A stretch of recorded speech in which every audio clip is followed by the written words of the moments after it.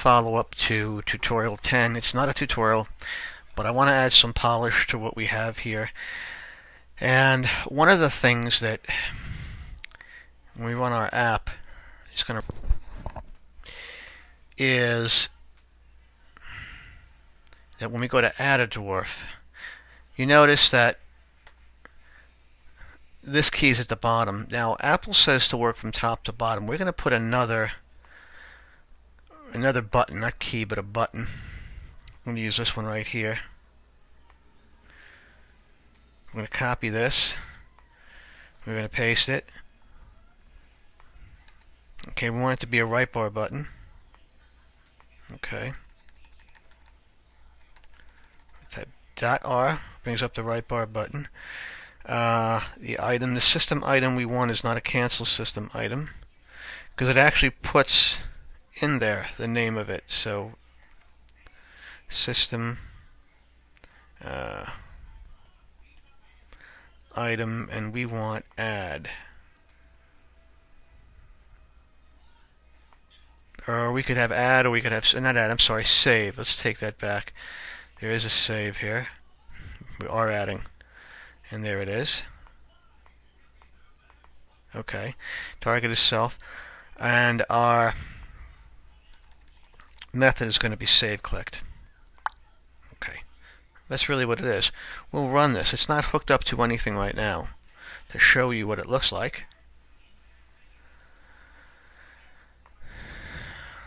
Nice, huh? We don't have to worry about closing this out to get to the other button. It just makes things nice for the user.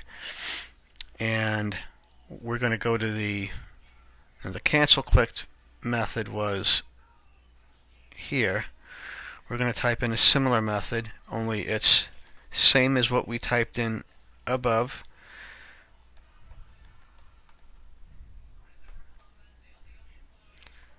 Save clicked. Alright. ID and sender.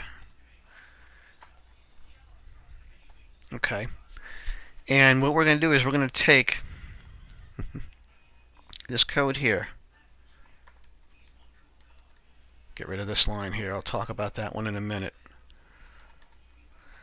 And we're going to place that line right here. Okay. And we're just going to check. Remember, make sure this is exactly the same name with a colon as it is. Oh, I'm sorry, I'm going right here.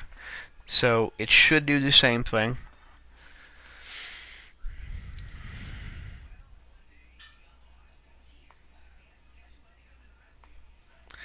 And it does. But here's a problem here. Notice there's nothing here.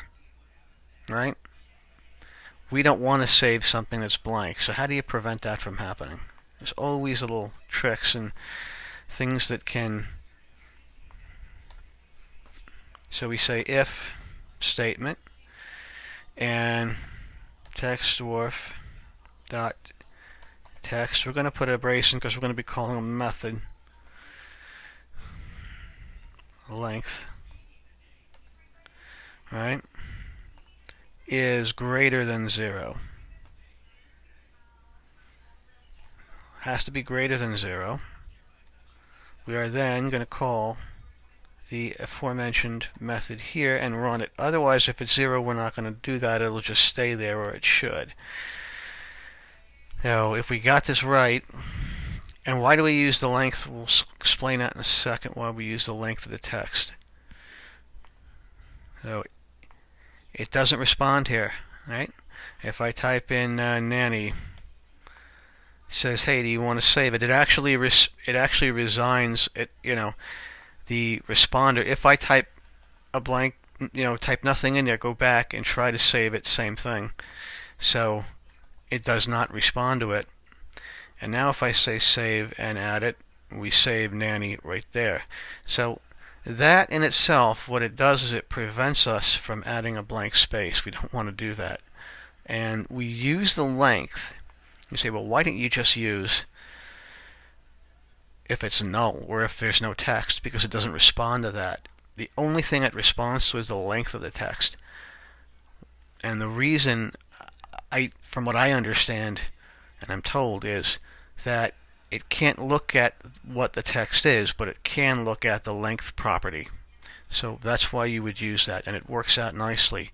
So a few last things here. We're going to get rid of the action here. We don't need this one. Okay. And I'm going to get rid of it here as well. We don't want to have anything tied in here. And we're going to run it one more time. What I'll do with this code is, when we go to the next tutorial, which is 11, okay, just to show you everything is gone. Whoops, I'm sorry, we didn't. I got to get rid of the key. I almost forgot. There's a million and one things. And if you see it, you just go and you do it. That's all that it is. It's pretty simple. Okay, so we're going to get rid of this. And we don't have to worry about breaking a connection, just delete it. And save it and run it. The button, rather, the key. We got rid of the method, the outlet. It would just be a useless button. So we're going to, there it is, resign the responder, and then go back into the responder and put in Fanny and hit save. Do you want to add it? If we hit cancel, it'll say no. If we say yes, we always test everything out, and Fanny gets placed in there. So that is the follow-up from 10, and that's going to help you to, again, the polish to this is unbelievable.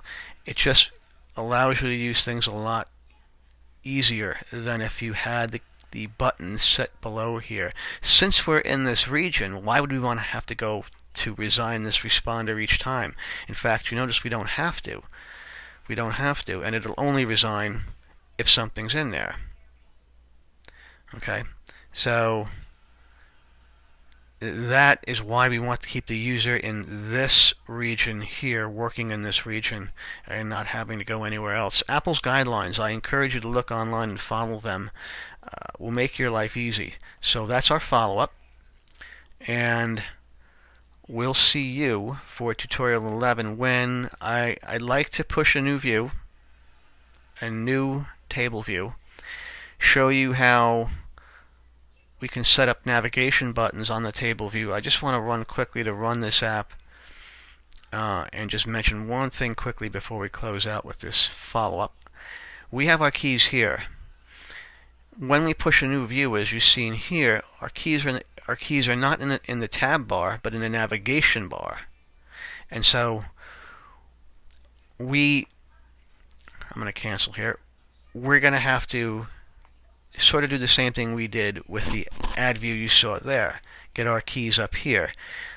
We didn't actually have to. Here's another little thing that you may or may not know. Do this. We don't have to have a full editing key here. We've actually wasted some real estate.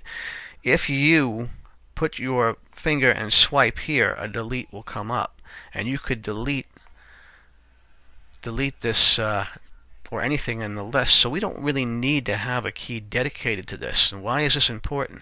Well, when we push another view, we lose the tab bar. The tab bar we don't want to work with. We want to work with an entire table view. In our initial root view, we probably don't have many items to select from. And even if we do, we can move it up and scroll it up, like that. But when we push new table views, we're going to have a whole list of items to select from. And the idea is that we want to have as much real estate as possible. So this key is really not necessary. All we need to do if we're going to add something is throw the add key here. And what happens is when you do push another view, and you'll find this out, a back button will appear here. And there'll be ways of configuring that. So I'll see you in tutorial number 11 where we push a new view. We'll show you how to do that. And then 12, I think, will be, we'll run the SQL, or I'm sorry, the picker, and how that works. Take care.